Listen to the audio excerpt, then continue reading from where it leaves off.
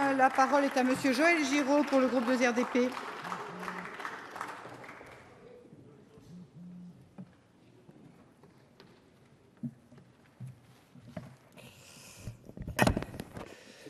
Madame la présidente, madame la ministre, monsieur le président de la commission spéciale, mesdames et messieurs les rapporteurs, les nombreux rapporteurs, chers collègues, le projet de loi relatif à la transition énergétique pour la croissance verte qui nous rassemble dans notre hémicycle et sur lequel nous allons débattre au cours des prochains jours est un des textes majeurs de la législature. Après plusieurs mois d'un processus de concertation de l'ensemble des acteurs socio-professionnels au sein du Conseil national de la transition écologique, mis en place en août 2013 par Philippe Martin et mené ensuite par vous, Madame la Ministre, dont on connaît l'écoute et l'indépendance d'esprit, le temps du Parlement est venu. C'est le temps pour le Parlement de fixer dans la loi les recommandations et les engagements issus de la consultation des acteurs socio-professionnels. Bien sûr, cette consultation est utile, elle est même indispensable pour mettre autour de la table des gens qui n'ont pas l'habitude de se parler et de s'écouter. Cette consultation est féconde pour parvenir à transcrire dans la loi des équilibres atteints et des compromis obtenus à la fin de la nuit, et ainsi bâtir un projet de loi plus efficace et plus pragmatique. Si les radicaux sont dans leur essence des partisans de l'écoute des corps intermédiaires, Madame la Ministre, si nous avons beaucoup d'affection pour la démocratie participative, nous conservons également un grand respect pour la légitimité de la démocratie représentative, même si nous devons en repenser le modèle, j'en conviens volontiers. Le Parlement, ce n'est donc pas une réunion de plus du Conseil national de la transition écologique. C'est aux parlementaires qu'il revient ne vous réjouissez pas trop tôt. C'est aux parlementaires qu'il revient désormais de fixer de façon définitive le cap et la stratégie de la transition énergétique à un moment crucial de l'histoire de notre pays, de l'Europe et du monde. Madame la ministre, monsieur le président de la commission spéciale, mesdames et messieurs les rapporteurs, chers valeureux collègues impliqués jours et nuits depuis des semaines sur ce projet de loi, je voudrais vous exprimer ma gratitude et mes remerciements pour la qualité de votre travail, votre expertise, votre sens du dialogue et pour l'atmosphère cordiale et la bonne tenue de nos débats jusqu'à samedi 1h51. Car ensuite, non défendu, prononcé plusieurs centaines de fois par notre estimé président, ce fut bien un samedi où l'immense majorité des amendements n'ont pas été défendus et le projet de loi débattu par 5-6 députés, dont 3 rapporteurs et le président, sans GDR, sans UDI, sans UMP, sans radicaux, en dépit de toute leur bonne volonté et alors que nous connaissons l'implication de plusieurs de ces députés sur les sujets contenus de ce projet de loi, même si quand on est 30 comme à l'UMP, c'est quand même plus facile que quand on est 2 dont un habitant à 1000 km comme les radicaux.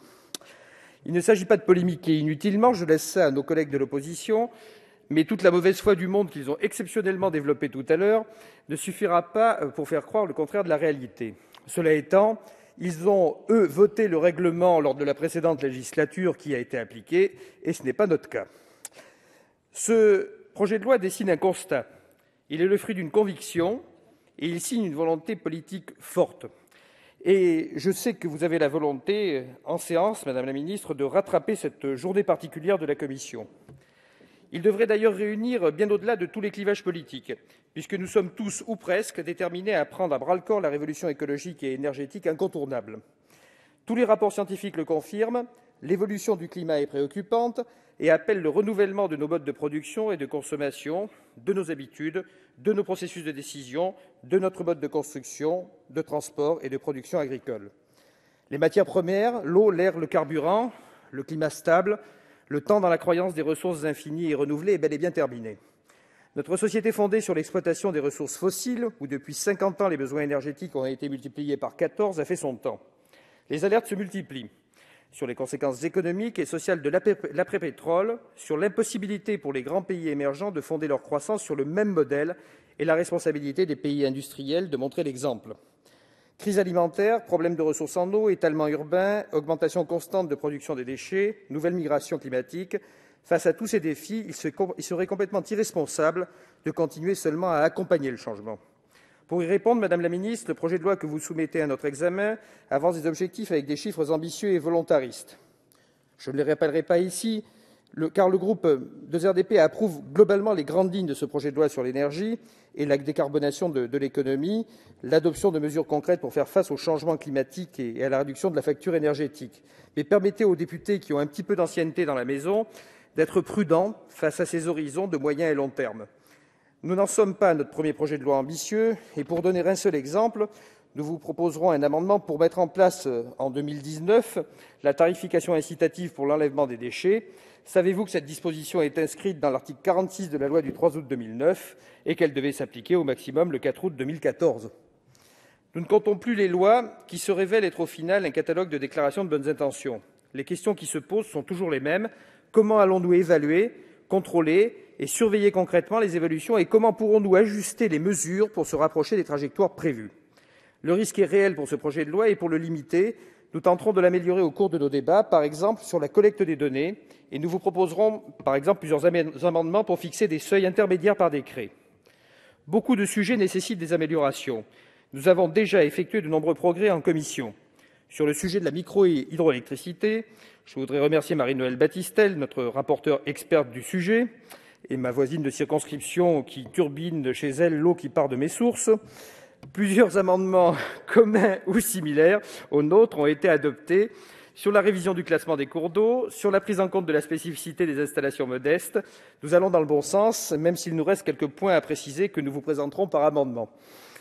Au sujet de la précarité énergétique, que ce soit sur le chèque énergie, sur l'extension de la trêve hivernale pour l'énergie harmonisée, sur la trêve hivernale du locatif, sur les tarifs sociaux et notamment sur l'installation du compteur déporté, même si vous pouvez compter sur nous pour vous proposer des amendements pour l'étendre à tout le monde, ou encore sur des précisions et l'ajout de la mention sans coût excessif, nous avons déjà adopté des amendements importants en commission, et parmi ceux-là, plusieurs amendements radicaux, et nous avons beaucoup progressé.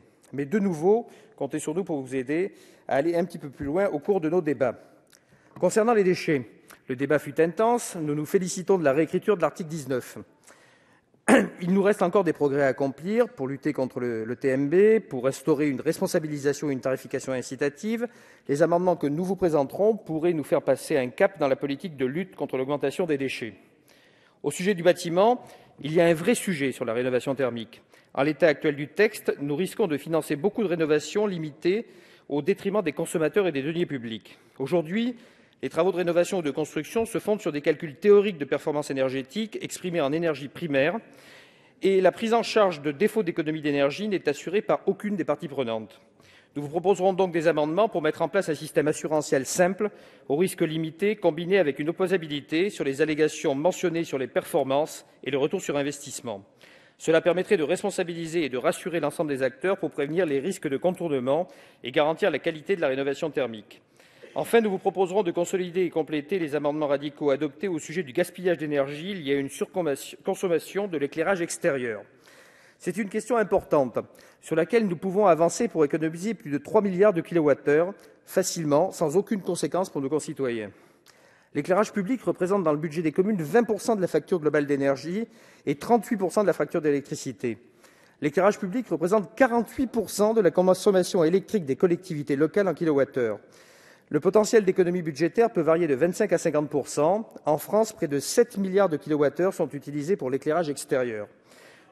Nos différents amendements sur ce sujet visent à consolider l'incitation pour les communes qui économisent leur éclairage extérieur inutile. Les communes vertueuses doivent être récompensées. L'un de nos amendements a d'ailleurs été adopté et il faut le sécuriser juridiquement. Plus de 6 000 communes en France pratiquent une extinction partielle de l'éclairage public au milieu de la nuit et aucune d'entre elles n'est revenue à des pratiques antérieures de surconsommation par de l'éclairage inutile, car cela ne pose strictement aucun problème de sécurité, comme l'ont constaté tous les commissariats aux gendarmeries de ces communes. Enfin, pour conclure sur les quelques points développés dans cette intervention, nous avons aussi des amendements pour prendre en compte les questions agricoles. Vu le succès médiatique sur l'adoption en commission de notre amendement sur le méthane entérique, nous avons récidivé pour la séance publique et nous espérons la même réussite. Je parle bien sûr de la réussite politique et pas médiatique, notre vocation n'étant pas de tourner en boucle sur toutes les chaînes et à tous les vents. Madame la ministre, globalement, le projet de loi qui nous est soumis comporte de nombreuses mesures importantes sur de très nombreux domaines de la vie quotidienne de nos concitoyens et il va clairement dans le bon sens, de manière pragmatique. S'il est parfois velléitaire ou lacunaire, les députés du groupe 2 RDP l'accueillent avec enthousiasme, surtout car il consacre un principe auquel nous tenons, celui de l'énergie décentralisée, et nous comptons bien pouvoir l'améliorer tout au long des débats passionnants qui nous attendent. Je vous remercie. Merci, Monsieur Giraud.